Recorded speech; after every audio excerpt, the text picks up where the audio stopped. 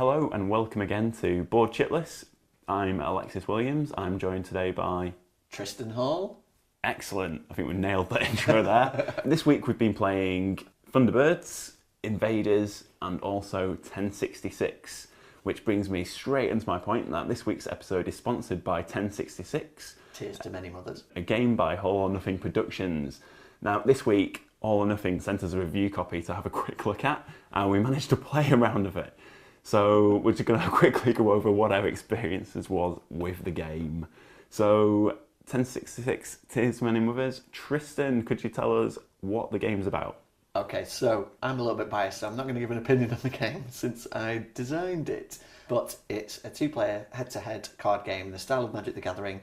It plays very quickly, players take it in turns to play an action, and the play passes backwards and forwards. There is no deck building required, so once you've got the game, you take your deck, either Saxons or Normans, you shuffle the deck and off you go straight to battle. So there's no pre-preparation before the game. The cards themselves are all based on historical people, characters, units, tactics, events, and things that happened during the history of 1066 and the Battle of Hastings. Players take it in turns to try and defeat their objectives. So each of them has a historically based objective every turn that they're battling against, whether it's the Saxons fighting the Vikings up at Stamford Bridge or William trying to muster support at the War Council of Ruin. And as the players make their way through these objectives by attacking them effectively, once they've defeated them all, they get to go to Hastings, shore up their defences and get ready for battle. And once both players have achieved all their objectives and they're both at Hastings, then they take it in turns to fight for the three wedges, which are the cards that players have to inflict damage onto to win. And the wedges represent a few thousand troops, like the actual wedges of troops did in the Battle of Hastings.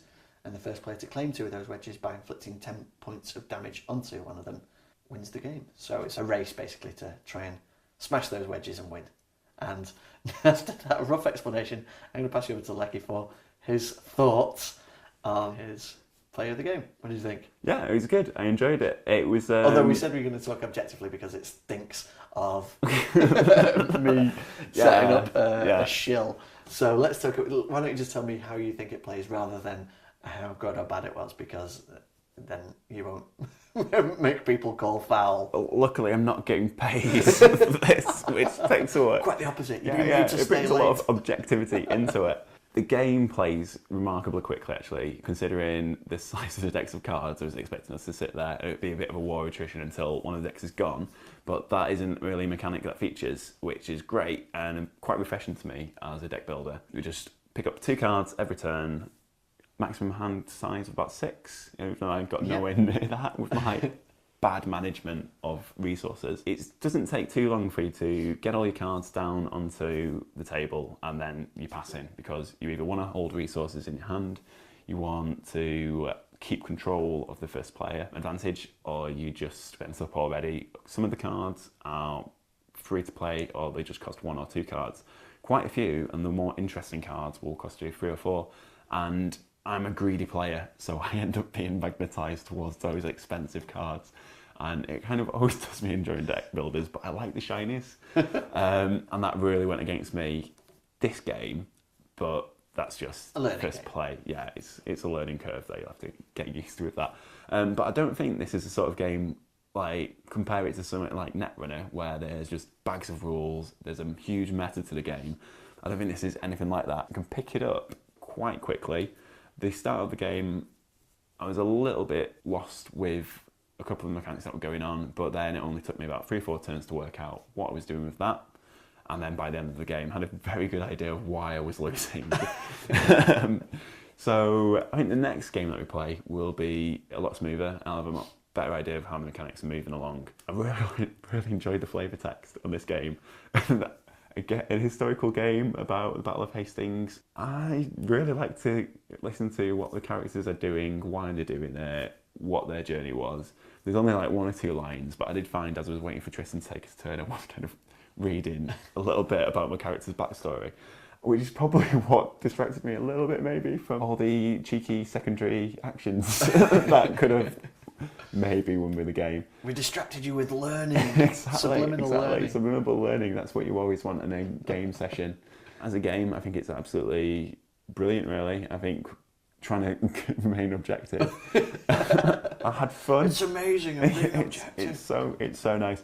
But yeah, it's a fun game. It's a quick game. I try and imagine playing games during a lunchtime break with a mate, and I think could possibly at a push get 2 sessions of this. So if you both know what you're doing, get 2 games out of this out of the way. If it is kind of like drawing one of you solely for time, you'll get 1 game, but I think you'll really enjoy that. There's a lot of meat to it. 1066 kickstarts on the 1st of June. Yep. Excellent. And where can people go to get a bit more information about it? You can check out our Facebook page and the Board Game Geek page, which is nicely active. If you just Google 1066 Tears to Many Mothers, and that's kind of a bit of a Google whack. I don't think there's any other references with that. 1066 Tears to Many Mothers. Check it out. Coming soon on Kickstarter. It's going to be the follow-up to our first game, Gloom of Kilforth. We're going to keep up the same levels of art and delivery. We've got the same designer and artist working on it. So it's going to be a beautiful looking game. No, we've got the advert out of the way. yeah, that's the gratuitous plug. Sorted.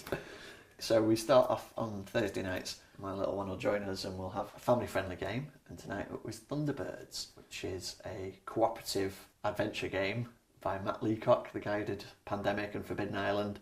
And it's a race against the Hood, who is causing disasters all over the world, and you've got to try and stop the disasters and foil his evil schemes. So it's a cooperative game where you take it in turns to play actions to move around the board and try and stop the disasters. What did you think, Lucky? I think it's a really good game. We've played it a few times now. I'm a big fan of the varied movement. So like Thunderbird 1 obviously is nippy, you can move around 3 spaces. Thunderbird 2, a bit more cumbersome, only move 2 spaces. But it can carry the pod vehicles and stuff. You can get some equipment shifted. It's pretty sweet. I like the way the little lid comes off the top of Thunderbird 2, and you can get your little card or Thunderbird 4 into the back of it. Thunderbird 2 is also my favourite miniature. I had the metal one as a child 30 years ago. Ooh, very nice. You've got your unique abilities, you can get extra buffs at the end of your turn, like sacrifice an action.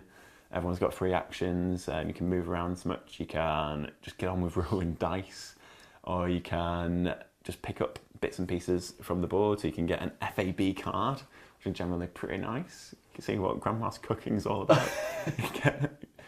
Usually move a player around for free on the board, or get some extra tokens, or just do something generally towards your objective to make life a little bit easier. A lot of them tonight tended to be create some technologies, like get the mole or the elevator cars sorted. Get all the stuff out of Brains' notebook. So there's little touches like that just make it seem quite nice. Thematic. Yeah. For quite a light sort of game. Definitely. It's quite a cool theme. Yeah, and I do like as well that all the HUD events and the mission scenarios are all based on Joey Henderson's old episodes. Yeah. It's pretty cool. We brought back a few memories of watching Thunderbird reruns on ITV2 with Grandad. It's just a really fun game, very straightforward, encourages a lot of communication across the table. It's occasional arguments about who's going where and who's been ditched on Thunderbird 5 for 2 turns while you got stuff done down in America. Building on what you said about communication, for a light, family-friendly game, it really does require good cooperation and team talk to defeat the objectives and to beat their schemes and whatnot. Those Matt Leacock games seem to have sort of simplistic designs on the surface, but underneath there's a lot going on, and if you don't coordinate, you can lose really quickly, you can let things spiral out of control really quickly. And we were only playing it at the standard level, so maybe we need to move it up to, whatever the difficult level is next. But it does still feel like you're up against it, and if you don't coordinate who's going to be where, using which machine and which Thunderbird to get where they need to go, then it can fall apart. So I love the way that you have to cooperate, and everybody's input seems to be as valuable. So there's us two listening to my little 7-year-old telling us what to do at some points because he's on it a little bit faster for whatever reason. And so we do tend to share the responsibility of who's looking out for which disasters where and coordinating when you need to go out in space and stuff. So it's got lots of cool sort of tactical features that do keep you on your toes. And that HUD track's always advancing. Yeah, the HUD track, I do enjoy the dice with the little HUD instead of 6s. So when you roll either 1 and a HUD or double HUD, everyone's going to make you feel like a bit of a simpleton. We did all right tonight, though. There was very few HUDs rolled. I think we did very well. We managed to get about 370 odd points. Yeah, 371. Yeah, so fair amount. Who did? Record's about 420, I think. So There you go, did quite well. we do keep track of points. It's important. If you don't keep track of the points, it never happened. You've got to chase that high score, which is why we should play novice mode next week. It's really simple to teach. It's something my wife and the little boy can play. For that alone, it's brilliant because it's an amazing gateway game to get people in. And it's got a cool theme, really appealing theme for the little ones. But the flip side to that is if I tried to introduce it on a Thursday night with just our gamer crew, they'd probably play it and they'd be happy to play it. But I think all of us, myself included, would be more interested in playing more complex games and breaking out Scythe or Eclipse. We've not mentioned Eclipse yet, so just get Eclipse in.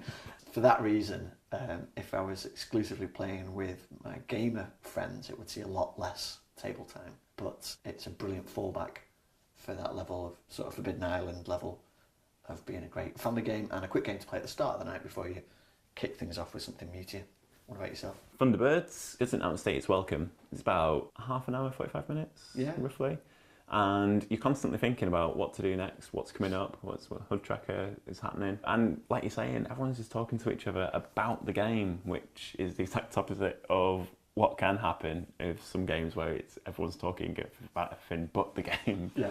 It's just nice. It's really easy to get invested in the theme, and everything works around it so fluidly that it doesn't really matter if it's more of a basic game. It's the same like Forbidden Island and Forbidden Desert. Those are also games that they might appear to be very thin, but they're not. There's a lot going on. You're constantly moving. You're constantly being challenged. And if you do let it slip, if you sit back on your laurels, then you're going to get, buried in sand. Yeah, exactly. I'd say if you're looking for something to play with your children or you're new to gaming and you want something pretty simple that you can keep your friends interested in it, then give it a go. Buy it. Play it a few times. If you kind of get bored of it, just sell it on eBay.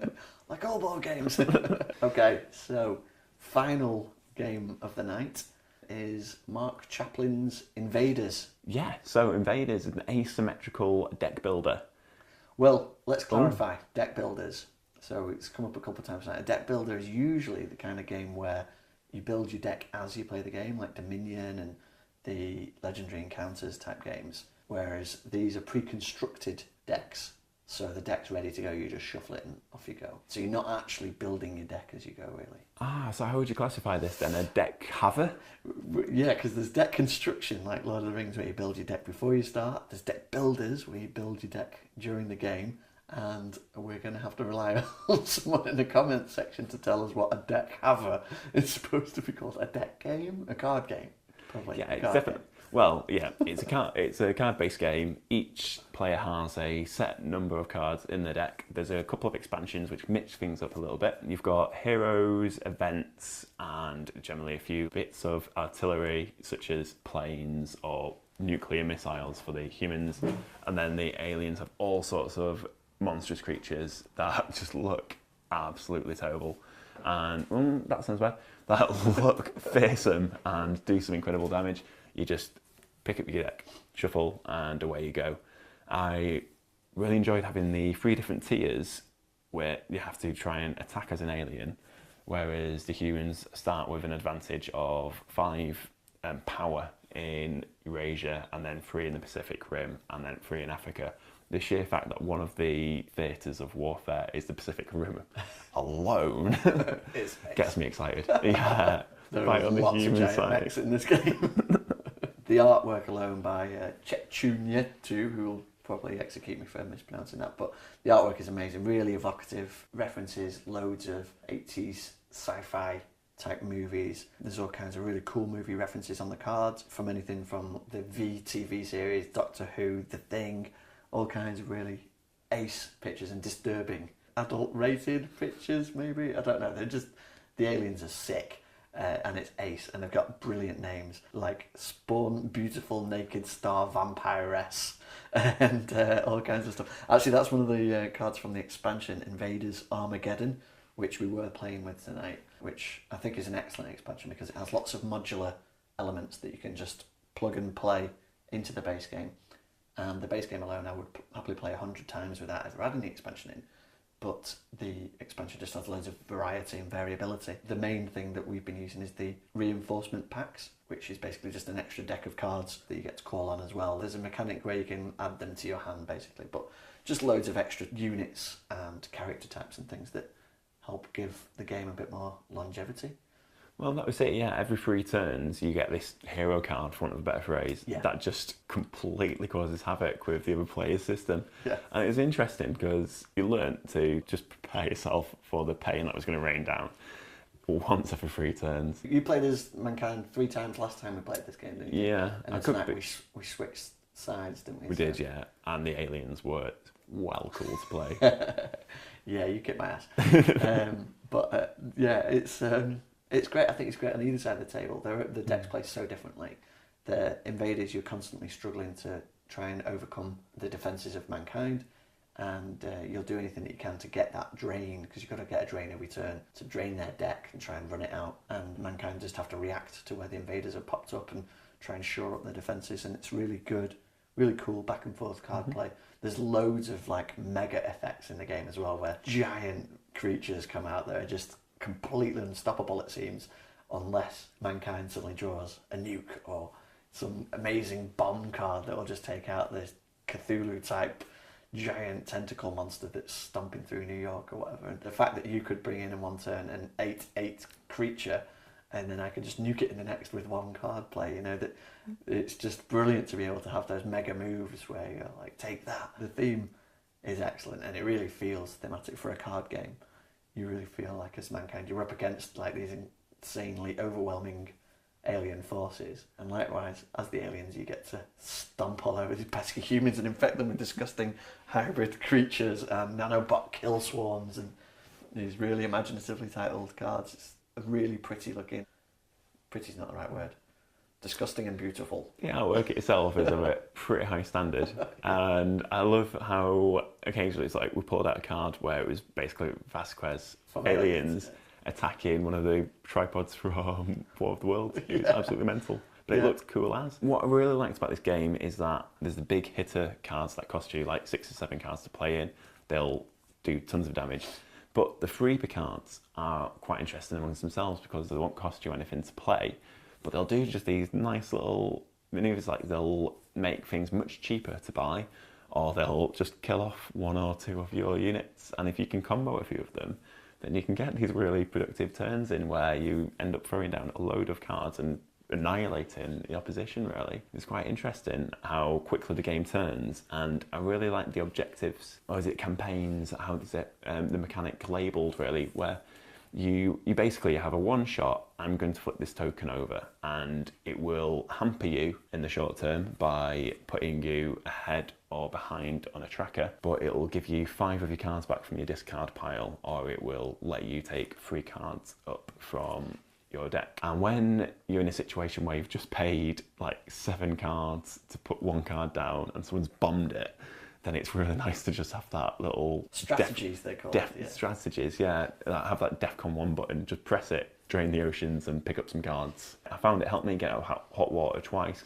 sort of mid-game, and from that I could build up and win. Yeah, you can swing it back, can't you, at the last minute. So you sort of always feel like you're in the game up until you know you're not. Like, it often comes down to the wire, although tonight you gave me a thorough whooping before we got to that point. I think you still had about half of your deck still intact before mine had disappeared. But there were some really amazing combos that you pulled out there. And that's what the game allows for. You can have those swingy, quick win type games, or you can have the long played out war of attrition type games, to use your terminology. And I think both are as satisfying a way to finish as the other. You can feel like you have a real victorious flush of amazing luck and card strategy that allows you to womp on your opponent, wail on them with giant beasts and things, or it can be tooth and nail right down to the last minute. However it plays out, it's always a fun story and a fun adventure, and this kind of thematic card game is right on my street. Amazing art, amazing theme, brilliant card play, love it. If we had 2-player nights every week, this would probably be out every week. As it is, we tend to have 4 or 5 players usually, so 2-player games don't get much table time, really, not as much as they should. Yeah. But yeah, this would come out way more often if that was the case, and perfect for work lunch breaks and that kind of thing. Yeah, definitely. Yeah, again, another game that doesn't outstay its welcome. You're constantly thinking about what's going on and how you're going to react to the situation that's just unfolded then and there. And it plays really swiftly. There's not really a lot of downtime.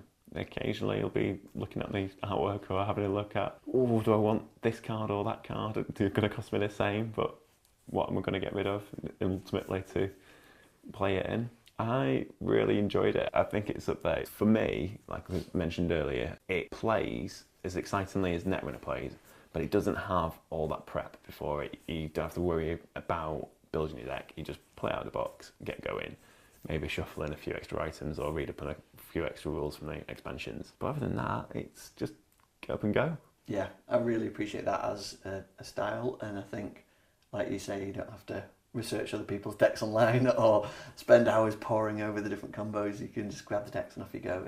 And we've not even scratched the surface with the expansion stuff yet. There's motherships and all kinds of really cool extra components that we've not really looked at. But the small amount that we have used, like the reinforcement packs and everything, has shown us there's huge scope in the expansion, and it's the kind of stuff where it's really pleasing because what it adds to the game is a ton of variability that you didn't miss beforehand, but when you play with it, you're like, okay, well, we're never going to play without that. Moving forward, it's going to always be part of the game, which is brilliant for a two-player, head-to-head, thematic adventure card game. This is a 9 or a 10 for me, and happy to play it whenever anybody suggests it. So there you have it. Thanks very much for joining us for this week's episode of Board Chitless. This week we've been playing 1066, Tears to Many Mothers, Invaders and Thunderbirds. We'll see you again next week with some more games. Thanks very much. Goodbye.